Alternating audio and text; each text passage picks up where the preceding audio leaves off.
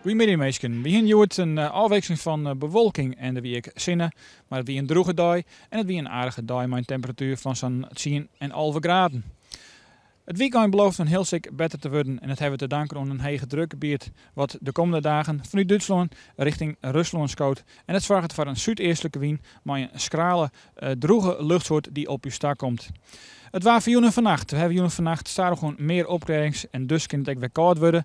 Maar in het zuidoosten van Friesland een temperatuur die zak je in tot zo'n 2 of 3 graden. Meer in het westen van Friesland een temperatuur van 4 graden en in het waardgebied minima van zo'n of 8 graden. Morgen dan hebben we daar waarbij de bewolking al je voort is en dan komt er zinnen maximaal te vasking. Dus het wordt een stralende dag. En de temperaturen die komen erbij te lezen om de 11 of 12 graden heen.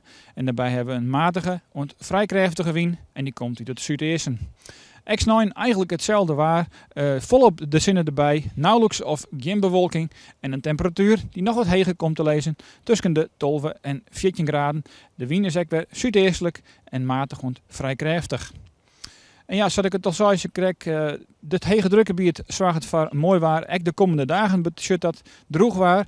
In elk geval in het vooruitzicht hebben we op mentje nog volop de zinnen een stralende dag met een temperatuur van zo'n 13 graden. Het zegt nu dat we ook een behoorlijk stevige wind krijgen, die wordt krachtig uit het zuidoosten. En tegen invasie dan zeggen we toch stadig gewoon dat er wat bewolking komt, maar het blijft gewoon droog met een temperatuur van 12 graden. Nog een hoffelijk weekend verder.